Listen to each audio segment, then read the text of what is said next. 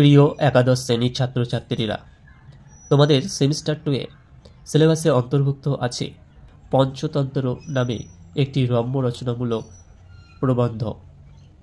এই প্রবন্ধটি রচয়িতা ছিলেন সৈয়দ মোস্তফা আলী। প্রবন্ধ থেকে মোট 4টি প্রবন্ধ তোমাদের সিলেবাসে অন্তর্ভুক্ত করা হয়েছে। এই 4টি প্রবন্ধ: বই কেনা, আজব শহর কলকাতা, 25শে বৈশাখ ও আড্ডা। পূর্বের ভিডিওতে আমি এই বই কেনা প্রবন্ধটি আলোচনা করেছি। তোমরা যদি এই বই কেনা প্রবন্ধটি বুঝতে চাও তাহলে অবশ্যই ডেসক্রিপশন বক্সটি ফলো করবে। আর আজকের আলোচনায় রেখেছি আজব শহর কলকাতা।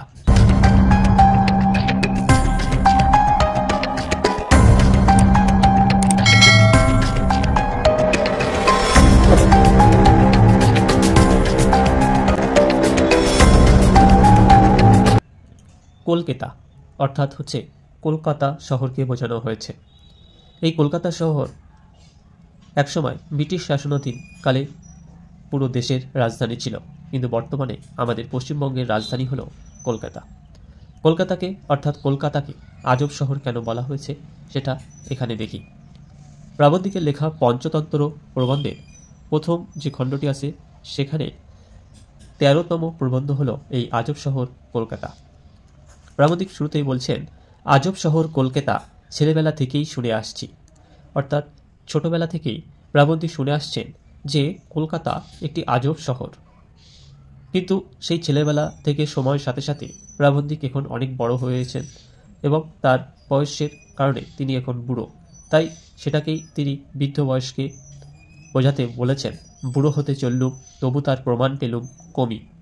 মানে তিনি আজব শহর কলকাতা সম্পর্কে অনেক জিনিস তিনি দেখেছেন, তার প্রমাণ হিসেবে যা পেয়েছেন তা অনেকটাই কম। কিন্তু সেই আজব শহর কলকাতার যে আজব শহর তার নিয়ে একখানা প্রামাণিক প্রবন্ধ লিখব ভাবছি, এমন সময় নামলো জোর বৃষ্টি। আজব শহর কলকাতা সম্বন্ধে প্রমাণস্বরূপ একটা প্রবন্ধ লিখবেন প্রাবন্ধিক ভাবছিলেন, কিন্তু সেই সময় ব্যাঘাত ঘটল যে জোর বৃষ্টি নামলো। সমীরণে পথ হারানোর বেদনা বেজে উঠল, কারণ যদিও পথ হারায়নি তবুও সমস্যাটা একই। সমীরণে মানে বাতাসে এই ঝড় বৃষ্টিতে তার পথ হারানোর বেদনা বেজে উঠল, মানে যদি তার পথ হারিয়ে ফেলি এই একটা দুঃখ তার বোধ জাগলো। কিন্তু তিনি পথ হারাননি, কিন্তু পথ হারানোর বেদনার মতোই তার সমস্যাটা হলো, কারণ এই জোর বৃষ্টিতে তার কাছে ছাতা নেই, বর্ষাতি নেই। বর্ষাতি মানে যেটাকে আমরা বলি রেইনকোট, মানে বর্ষাতে বাঁচার জন্য যে পোশাক, সেই রেইনকোট নেই। ট্রামে চড়বার মতো তাগদাও আর নেই, মানে ট্রামে চড়ার মতো যে সামর্থ্য সেটাও তার নেই। বাস মাথায় থাকুক, ট্যাক্সি চড়তে বুক কসকস করে, কাজেই বাড়ি ফেরার চিন্তার বেদনাটা পথ হারানোর মতোই হলো। তার বাড়ি ফেরার বেদনাটা কেমন হলো? তার পথ হারিয়ে ফেলার মতো, কারণ তার ছাতা নেই, বর্ষাতি নেই, ট্রামে চড়বার তাগদাও নেই, বাসে তো থাকুক, ট্যাক্সি চড়তে বুক তার কসকস করে। অর্থাৎ সব দিক থেকে বিচার করলে দেখা যায় তার পথ হারানোর বেদনার মতোই তার এই বেদনা। এমন সময় সপ্রমাণ হয়ে গেল যে কলকাতা আজব শহর।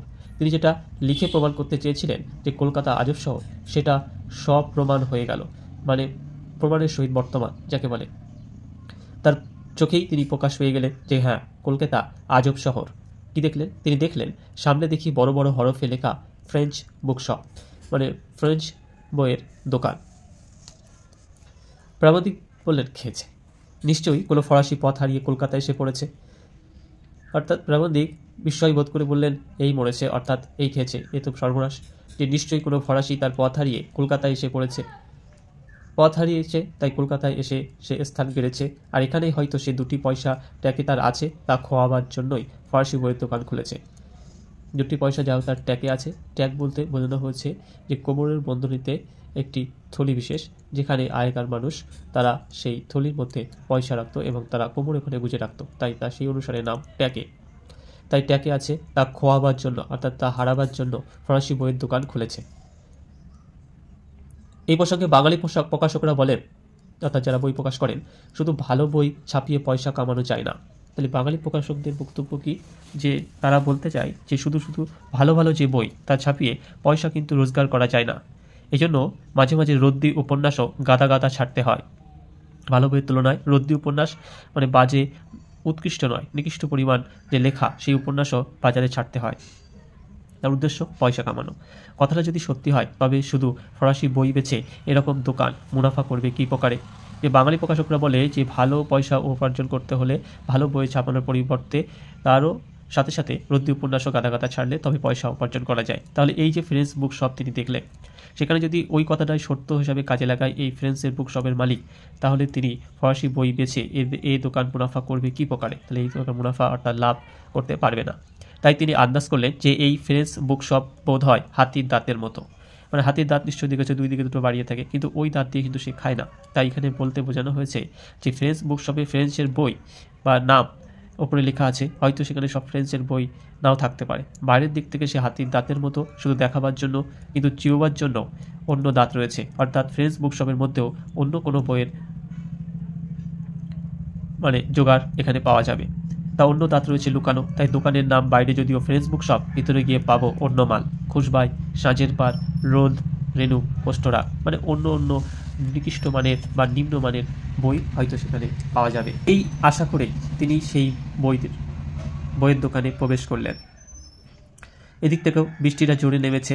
না, আজব শহর কলকাতা বটেই। কারণ তিনি ফরাসি বই বেচেই লোকটা পয়সা কামাতে চায়, কিন্তু যা ভেবেছিল বা বাঙালি প্রকাশকরা যা বলেন সেই মতো সেখানে নেই। এখানে সমস্তটাই বই তিনি রেখেছিলেন সবই ফরাসি বই, গাদা গাদা হলদে আর সাদা মলাটওয়ালা এন্তার ফরাসি বই। এন্তার মানে প্রচুর, হলদে আর সাদা মলাট দেওয়া বইটা সব কিছু বই ফরাসি। কিছু সাজানো গোছানো আছে, কিছু যত্রতত্র ছড়ানো। ফরাসি দোকানদার কলকাতায় এসে বাঙালি হয়ে গিয়েছে, কারণ বাঙালি দোকানদারদের মতোই বইগুলো সাজিয়েছে। বাঙালি দোকানদারা যেরকম বই সাজায় এলোমেলো ছড়িয়ে ছিটিয়ে থাকে, অর্থাৎ সেইভাবে বাঙালি দোকানদারের সাজানোর রীতিতেই ফরাসি দোকানদার কলকাতায় এসে বাঙালি মতন হয়ে গিয়ে সেইভাবে তার ফরাসি বইগুলো সাজিয়েছে। আপনাদের আশীর্বাদে আজ শ্রীগুরুর কৃপায় তখন ব্যাকরণকে গঙ্গাযাত্রায় বসিয়ে উচ্চারণের মাথায় ঘোল ঢেলে চালালুম আমার ধেনু মার্কা ফরাসি শ্যাম্পেন, মেম সাহেব ঘোষ, আম্মতর। এরপর দোকানে ঢুকে দোকানির সঙ্গে আলাপ আলোচনা করছিলেন। তা সেইভাবে আপনাদের অর্থাৎ পাঠকদের উদ্দেশ্য করে বলছেন যে আপনাদের আশীর্বাদে আর শ্রীগুরুর কৃপায়, এর শ্রীগুরু বলতে তার গুরুকে সম্মান জানিয়ে বলেছেন, তার কৃপাতেই তিনি ব্যাকরণকে গঙ্গাযাত্রায় বসিয়ে, গঙ্গাযাত্রা আসলে মানুষ মারা গেলে তার শেষ অন্তিম যে অংশটা ছাই ভস্যটা সেটা পিণ্ডদান হিসাবে ধরা হয়, সেটা গঙ্গার জলে ভাসিয়ে দেওয়া হয়। সেইভাবে ব্যাকরণের রীতি নিয়মকে গঙ্গাযাত্রায় দিয়ে তিনি উচ্চারণের মাথায় ঘোল ঢেলে, মানে উচ্চারণটা সঠিক উচ্চারণ না করে উলটপালট করে দিয়ে তিনি ধেনু মার্কা অর্থাৎ ধান দিয়ে তৈরি এক ধরনের মদ্যপ বিশেষ, সেটা সেই ধেনু মার্কা এক ফরাসি শ্যাম্পেন একটা নেশাজাতীয় দ্রব্যের নাম, সেই শ্যাম্পেনের মতোই তিনি আলোচনা করলেন, কথাবার্তা বললেন। তাতে ওই দোকানি অর্থাৎ মেম সাহেব যে মহিলা দোকানি তিনি খুশি হলেন এবং লেখকও খুশি হলেন। এখানে একটু বলে রাখি, এই বইগুলো সাজিয়েছে এখান থেকে, আর এই আপনাদের আশীর্বাদে এর মধ্যে মূল প্রবন্ধে কিন্তু আরও বিস্তারিত ছিল, কিন্তু সেখানে যেহেতু তোমাদের টেক্সটে নেই সেহেতু আমি এখানে আর সেটা বলছি না। অতি সযত্নে তিনি আমার বইয়ের ফর্দ টুকে নিলেন। ফর্দ মানে লিস্ট, কোন কোন বই লাগবে সেটা তারা লিখে নিল এবং বললেন যে বই আসামাত্র আমায় খবর দেবেন, সে ভরসাও দিলেন। সঙ্গে সঙ্গে 7 সমুদ্র 13 নদীর এপারে বিদেশির সঙ্গে মাতৃভাষায় কথা কইতে পাওয়ার আনন্দে সুখ দুঃখের 2-4টা কথাও বলে ফেললেন। তাই এখানে যেহেতু ব্যাকরণের গঙ্গাযাত্রা বসি আর উচ্চারণের মাথায় ঘোল ঢেলে যতটুকু তিনি ফরাসি মার্কা কথা বলেছিলেন, সেই ফরাসি কথাতেই বিদেশিটি অর্থাৎ মেম সাহেবটি তার নিজের মাতৃভাষায় কিছুটা কথা বলতে পেরেছে, তাতে সুখ দুঃখের কিছু কথাও বলে বসেছে। সে প্রসঙ্গে তিনি জানিয়েছেন মাত্র 3 মাস হলো তিনি এদেশে এসেছেন, অর্থাৎ এই ভারতবর্ষে কলকাতা এসেছেন। তার ইংরেজি যথেষ্ট তিনি তাই জানেন না, তাই কাজ চালিয়ে নিতে পারেন এটুকুই মাত্রই তিনি জানেন। বইয়ের দোকান অবশ্য আবার তার নয়, তার এক বান্ধবী। তার অনুপস্থিতিতে সেহেতু নেই, তারই শুধুমাত্র ফরাসি ভাষা সাহিত্যের প্রচার কামনায় এই দোকানি দোকান নিয়ে বসেছেন, শুধুমাত্র ফরাসি ভাষা সাহিত্য প্রচার করবেন এই হিসাবেই। তুলসীদাস বলেছেন, তুলসীদাস কে ছিলেন? তিনি ছিলেন একজন ধর্ম সংস্কারক, দার্শনিক ও সংস্কৃত রামায়ণের অনুবাদক। তার উল্লেখযোগ্য একটি রচনা হলো রামচরিত মানস। তিনি বলেছিলেন পৃথিবী কি অদ্ভুত রীতি, মানে পৃথিবীর কি একটা অদ্ভুত বা আশ্চর্যজনক একটা নিয়ম। সুরি দোকানে যে কে বসে থাকে আর দুনিয়ার লোক তার দোকানে গিয়ে মদ কেনে। সুরি মানে হচ্ছে মদ বিক্রেতা, তিনি দোকানে যে কে মানে চুপচাপ বসে থাকেন ব্যবসা পসরা সাজিয়ে, তার জন্য কাস্টমার কাছে তাকে যেতে হয় না, বরং কাস্টমারই অর্থাৎ দুনিয়ার সমস্ত লোক মদ কিনতে তার দোকানে এসে ভিড় করে। অন্যদিকে দেখো দুধওয়ালাকে ঘরে ঘরে ধরা দিয়ে দুধ বেচতে হয়, অর্থাৎ দুধওয়ালা যিনি দুধ বিক্রি করেন তাকে ঘরে ঘরে গিয়ে তবেই দুধ বেচতে হয়। যা শরীরের স্বাস্থ্যের পক্ষে ক্ষতিকর তা কেনার জন্য সেই দোকানদারকে ঘুরে ঘুরে বেচতে হয় না, কিন্তু যা শরীরের পক্ষে ভালো তা বিক্রির জন্য দুধওয়ালাকে ঘরে ঘরে যেয়ে দুধ বেচতে হয়। বুঝলাম কথাটা সত্যি। এতদিন পৃথিবীর লোক প্যারিসে জড়ো হতো ফরাসি বেচবার জন্য। তাহলে এতদিনে পৃথিবীর লোক প্যারিসে জড়ো হতো কি? ফরাসি বেচবার জন্য। মানে হচ্ছে ফরাসি যে মাদকতা জিনিস তা বেচবার জন্য পৃথিবীর লোক প্যারিসে জড়ো হতো। কিন্তু সেই ফরাসি ভাষা যেটা হচ্ছে মূল অংশ, সেই ফরাসি ভাষা কিন্তু প্রচারের জন্য সেখানে আর প্রচার হচ্ছে না, বরং বাইরে সে তা প্রচার করতে হচ্ছে। সে কথা থাক, ইতিমধ্যে একটি বাঙাল ছোকরা দোকানে ঢুকে জিজ্ঞাসা করলো কমার্শিয়াল আর্ট সম্বন্ধে কোনো বই আছে কিনা। কমার্শিয়াল আর্ট কি? মানে বাণিজ্যিক শিল্প বিষয়ক যে বই। তখন এই কথাটা শুনেই লেখকের মনে বড় আনন্দ হলো। তিনি বাঙালি তাহলে বেশ খানিকটা এগিয়ে গিয়েছে, ফার্সি ভাষায় কমার্শিয়াল আর্টের বই খুঁজছে, মানে বাঙালি অনেকটা এগিয়ে গেছে। সে আজকাল বাণিজ্যিক শিল্প বিষয়ক বই খুঁজছে, আবার তাও ফরাসি ভাষায়। এতে লেখক একটু আনন্দ বোধ করলেন, আবার গর্ববোধ হলো। কিন্তু ততক্ষণে তিনি একটা খাসা বই পেয়ে গিয়েছেন। খাসা বই মানে একটা জবরদস্ত বই, বেশ মূল্যবান বই তিনি পেয়ে গিয়েছেন। নুরনবার্গের মোকদ্দমায় যেসব দলিল দস্তাবেজ পাওয়া গিয়েছিল তাই নিয়ে গড়া হিটলার চরিত্র বর্ণন। 1945 কি 46 এই সময় দ্বিতীয় বিশ্বযুদ্ধের সমাপ্তি ঘটে। সেখানে নাৎসি বাহিনীর বিরুদ্ধে মিত্র পক্ষের আয়োজিত তারা জার্মানির নুরনবার্গে একটা বিচার ব্যবস্থা করে এবং সমস্ত কিছু দায়ভার তারা ও জার্মানির উপরে দেয়। এবং হিটলারের সেই নাৎসি বাহিনীর প্রতিষ্ঠাতা ছিলেন, কিন্তু তিনি দ্বিতীয় বিশ্বযুদ্ধের শেষের দিকে আত্মহত্যা করে মারা গিয়েছিলেন এই হিটলার। তাহলে হিটলারের চরিত্র বর্ণনা হয়েছিল ওই নুরনবার্গের বিচার ব্যবস্থায় বা মোকদ্দমায়।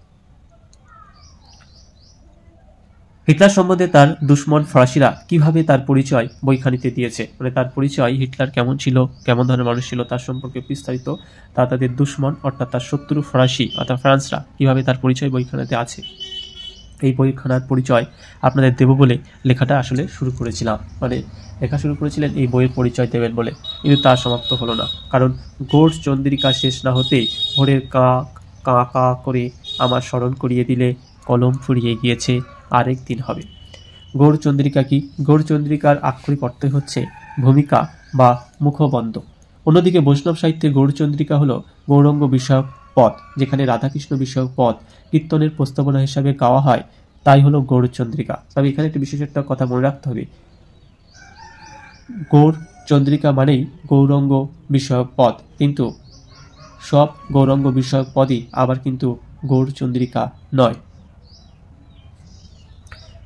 অর্থাৎ সেই মুখবন্ধ দিতে না দিতেই ভোর হয়ে গেল এবং কা কা কা করে স্মরণ করে দিল যে কলম ফুরিয়ে গেছে, অন্য একদিন হবে।